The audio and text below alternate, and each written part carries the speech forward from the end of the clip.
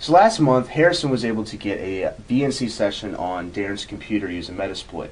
However, Darren today is going to show us how to do this the legit way through a computer network. So why don't you show us what you got, man? Right, well, I'm going to take a few steps back. Yeah, last month Harrison did get VNC access on my computer using Metasploit, and it was kind of cool.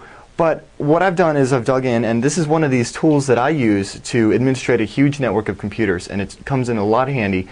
First, take a step back. VNC is a remote desktop application. It allows you to remotely log into somebody's computer, and you can use the mouse, keyboard, you see what's on their screen. It's really nifty. Right. So it's a lot like RDP. It's just like remote desktop protocol in Windows, and it's also similar to like things like GoToMyPC and stuff. But it's open source, it's really neat, and there's a lot of great tools for it, and this is one of those that I love. All right. This is called Fast Push, and it's from darkage.co.uk, and it's a great little tool that allows you to remotely install it on a Windows network. So if you're running a Windows computer and you're on the network and I need to get to your computer, then I could use this tool, if I had your administrator password, to install the VNC service on your computer and then log in.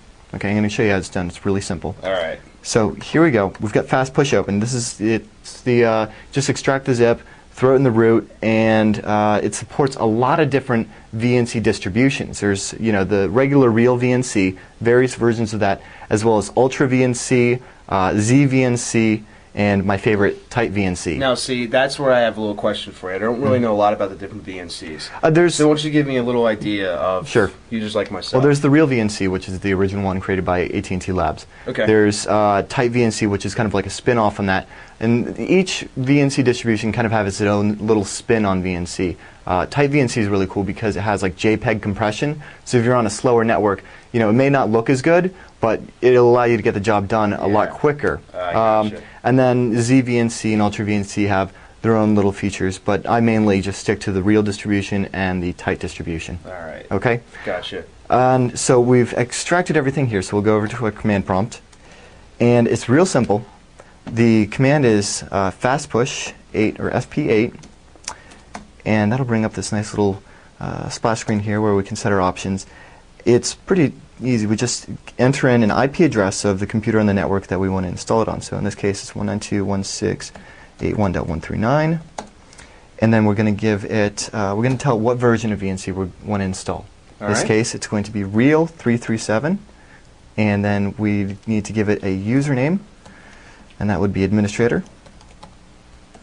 You need to make sure that the user that you're installing this with has administrative access on that machine. And then the password.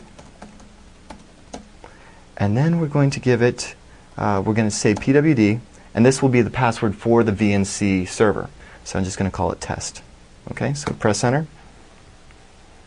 Let's see. And it goes ahead, connects to the remote machine, and installs this. So I don't actually have to go to that machine. So if I'm on a huge network with hundreds of computers, and I know which computer I need to install it on, it's great.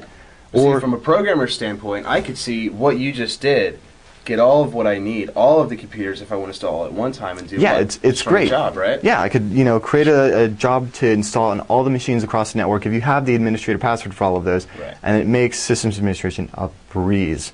So everything's installed, and I'm going to go ahead and fire up VNC Viewer, connect to that machine, and password. There we go.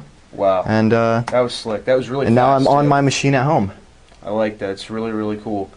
There's also one little thing that I'd like to mention, and that is with there's on the Dark Age homepage, there's a little tweak for the 337 version of Real VNC, which has this cool little feature where it replaces the regular VNC service so that it doesn't have a tray icon. And with some of the other switches that you can use with Fast Push, it allows you to like turn off putting icons on the desktop and in the Start menu. So you could put kind of like a silent installation of VNC on your computer or your friend's computer.